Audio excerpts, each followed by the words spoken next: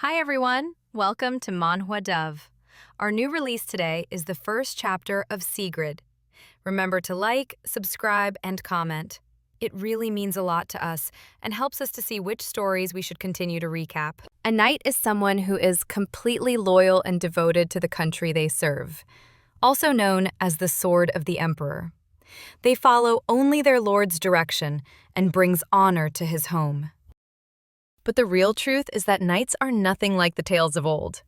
They do not even resemble the sad story characters of cheap novels. Actual knights were using their earnings to live in debauchery and act on every greedy whim they could possibly afford.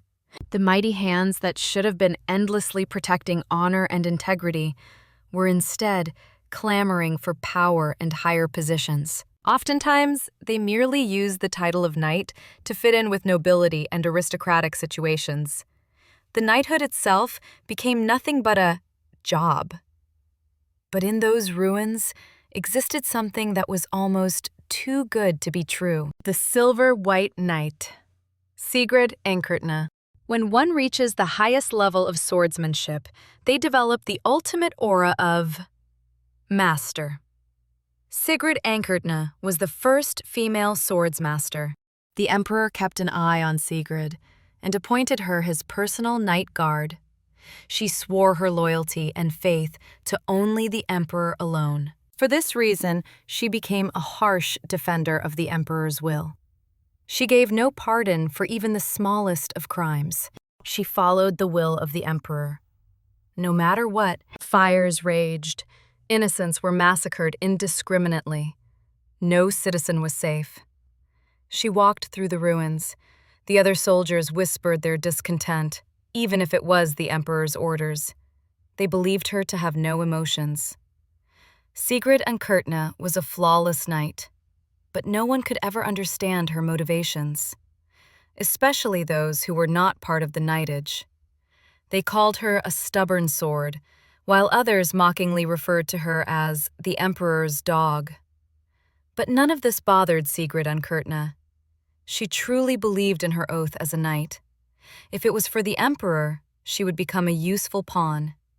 For the sake of the emperor, she would use her knight's allegiance and follow her pledge. At least, that was how it should have gone. The crowd screams for her vengeance, the shout for her end. Only one lone male watched from the crowd, his mood somber, not making any noise. The shouts become even more frenzied and chaotic. Sigrid kneels and shakes. She tries to think and rethink how and why she got into this position. She hears the words, Sigrid Ankertna, commit treason. No, the emperor would save her, right?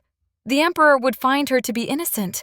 The emperor told her that he only depends on her, his sole right hand. So now, it was time to die for him. No! Her sentencing is complete. The final verdict is barely heard before the end. A shocked gasp cries out of Sigrid as she suddenly wakes up.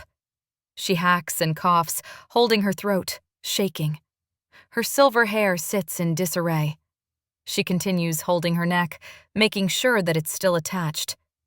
Looking around, she wonders if she's in the afterlife, but the creaking floorboards and the sparse room make her think of her old home. Something feels strange. There's no way that the sensations were all a dream, right? She wonders, going to check outside. The night is quiet outside. Most of the people are asleep in their homes. It makes walking and thinking easier. No matter how much she walked, north, south, east, west, her whole neighborhood looked exactly the same.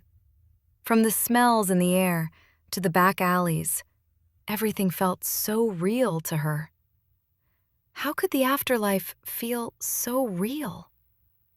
Suddenly, there's a shout. Sigrid turns around and sees a pair of guards. They're screaming at her about being out past curfew? How is that possible?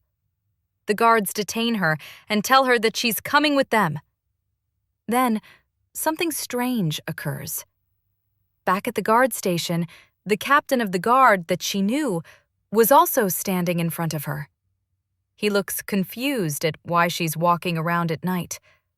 But Sigrid asks the captain if he had passed away as well. This shocks the captain, as he feels healthy as ever. He wonders why she's talking so crazy. But she keeps talking about meeting him in the afterlife. Even the guards who escorted her are becoming uncomfortable. Everyone looks around at each other. The captain of the guard is realizing that she thinks she's in the afterlife. Sigrid confirms that she's pretty sure they're in the afterlife. Sigrid shares some information that makes everyone uncomfortable. She tells him that she was under the guillotine and had been executed. The captain is at a loss. He politely asks her if she had a bad dream. She's taken aback. She just stares in shock. It can't be, can it? Just a simple dream? But it felt so real. She can still feel the helplessness, the hatred of the crowd, the enduring pain.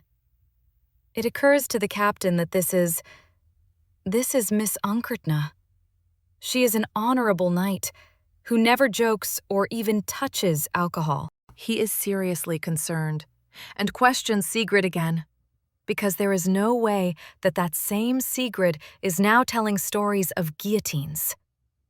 The sound of the crowd screams loudly through her mind as the captain questions her sanity. The scene rages through her mind. The captain continues speaking, staring at her far-gone eyes. He even considers that perhaps she got attacked by magic.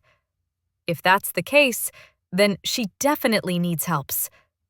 He tells the standing guards to go and find Sir Morris.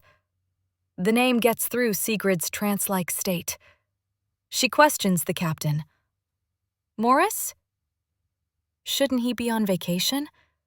He's not supposed to be in the capital. The captain looks at her worriedly.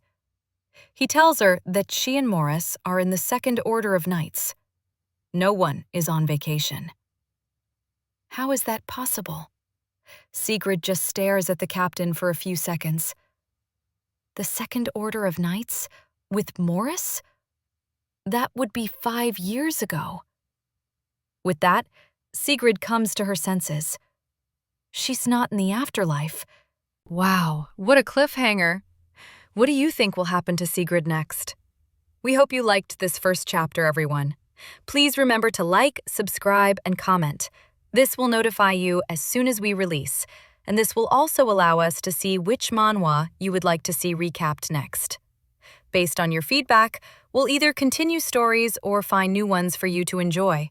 So until next time, take care, fellow fantasy manhwa fans!